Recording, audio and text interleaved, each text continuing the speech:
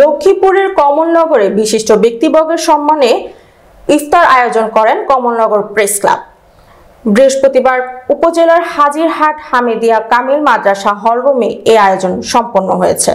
কমলনগরে সাংবাদিকদের ঐতিহ্যবাহী সংগঠন প্রেস ক্লাবের ইফতার অনুষ্ঠানে বিশিষ্টজনের মধ্যে আলোচনায় অংশ নেন উপজেলা বিএনপির আহ্বায়ক গোলাম কাদের, সদস্য সচিব নুরুল হুদা চৌধুরী, যুগ্ম আহ্বায়ক এম দিদার হোসেন, সাবেক অধ্যক্ষ জায়েদ হোসেন ফারুকী, অধ্যক্ষ মাওলানা দেলোয়ার হোসেন, হাজিরহাট উপকূল সরকারি কলেজের অধ্যক্ষ প্রফেসর জামাল উদ্দিন তালুকদার, উপজেলা জামায়াতের ইসলামী সাবেক আমির, সাবেক উপজেলা ভাইস চেয়ারম্যান মাওলানা হুমায়ুন কবির, সাবেক উপজেলা আমির মাওলানা নূর উদ্দিন, উপজেলা আমির মাওলানা আবুল খায়ের সুপার, উপজেলা খেলাফত মজলিসের সভাপতি মাওলানা মোহাম্মদ উল্লাহ, উপজেলা জেএসডি সহ সভাপতি খুরশেদ আলম মেম্বার, মাতব্বরনগর ফাজিল মাদ্রাসা অধ্যক্ষ আলী হুসাইন, উপজেলা যুবদল সভাপতি আবু সায়েদ দোলন, চর ফলকন ইউনিয়ন বিএনপি সভাপতি আব্দুল অদুদ হাওলাদার, চর ফলকন জামায়াতের ইসলামীর আমির হাফেজ জাকারিয়া,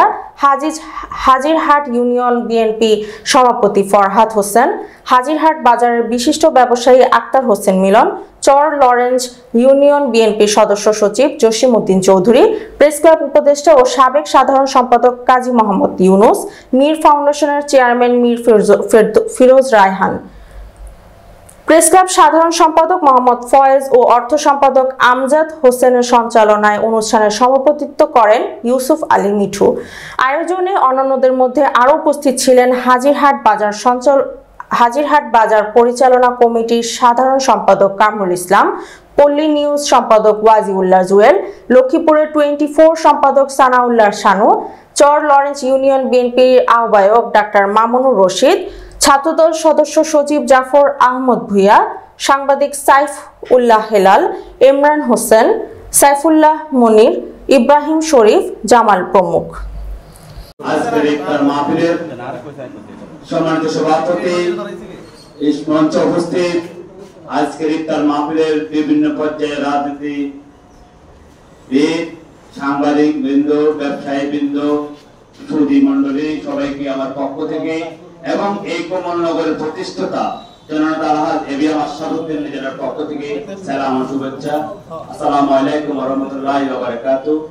প্রিয় সাংবাদিকবৃন্দ, আপনাদের প্রতি আমাদের অত্যন্ত আন্তরিকতা কাজ করে সব সময়।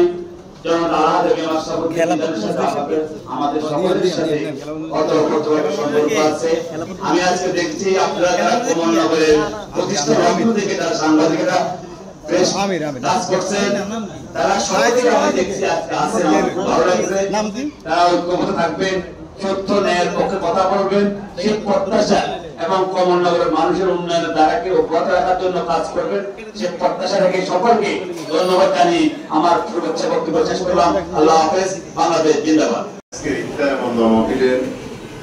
সম্মানিত সভাপতি, প্রেস ক্লাবের সুযোগ্য সভাপতি মিঠু উপস্থিত আছেন, আমাদের সকলের শ্রদ্ধাভাজন হাজিরহাট ডিগ্রি কলেজের হাজিরহাট হামিদিয়া সিনিয়র মাদ্রাসার সাবেক প্রিন্সিপাল মহোদয় আল্লামা জায়েদ হোসেন ফারুকী, উপস্থিত আছেন হাজিরহাট উপকূল কলেজের সুযোগ্য অধ্যক্ষ সাবেক উপজেলা বিএনপির সম্মানিত সভাপতি উপস্থিত আছেন উপজেলা বিএনপির সম্মানিত আহ্বায়ক আলহাজ গোলাম কাদের, আহ্বায়ক আমার সভাপতি এম দিদার হোসেন, এই মাদ্রাসার সুপার এবং মাতব্বরনগর মাদ্রাসার সুপার সহ আমাদের কমলনগর উপজেলা সাবেক ভাইস চেয়ারম্যান মাননীয় কবির, উপস্থিত আছেন কমলনগর উপজেলা আমাদের জামাত ইসলামের সাবেক আমির আমার শ্রদ্ধাভাজন নেতা মাওলানা নুরুদ্দিন সাহেব সহ বিভিন্ন প্রতিষ্ঠানের প্রধানগণ,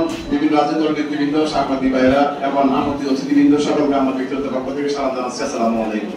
প্রিয় উপস্থিতি, প্রিয় সাংবাদিক ভাইয়েরা, আমার কোনো বক্তব্য না, আমার একটি বক্তব্য। আমরা এই কমলনগর প্রতিষ্ঠা করার কারণে আজকে এখানে কমলনগর প্রেস ক্লাব নামে আপনারা প্রকাশ করেছেন। আমরা চাই এই নবগঠিত এই কমলনগরকে সুন্দর রাখার জন্য আপনারা সত্যকে সত্য বলবেন, মিথ্যাকে মিথ্যা বলবেন এবং এই ব্যাপারে যদি কারো কোনো প্রতিক্রিয়া থাকে সেটা আমরা দেখবো। আমরা চাই এই কর্মকাণ্ড একটা সুন্দর পরিবেশ সৃষ্টি হোক। আপনারা সকলে সর্বস্তর থেকে সত্যনিষ্ঠ এবং প্রচার করবেন এই আহ্বান থেকে, এবং আগামী দিনে এই প্রেস ক্লাবের প্রগতি কামনা করে আমি আমার আলোচনা এখানে শেষ করছি। আসসালামু আলাইকুম ওয়া রাহমাতুল্লাহি ওয়া বারাকাতুহু। সকলকে ধন্যবাদ, সকলকে আগাম ঈদ উল ফিতরের শুভেচ্ছা। يا رب العالمين اللهم لك صمت على رزقك أفطرت ذهب الظمأ وابتلت العروق وسبق الأجر إن شاء الله। আল্লাহ পবিত্র মাহে রমজানের এক মাস আমরা যে সিয়াম সাধনা করেছি, যে ট্রেনিং দিয়েছি, এই ট্রেনিং এর উপরে বাকি 11 মাস যেন আমাদের জীবন কাটাইতে পারে, আমাদেরকে সেই তৌফিক এনায়েত করে দাও।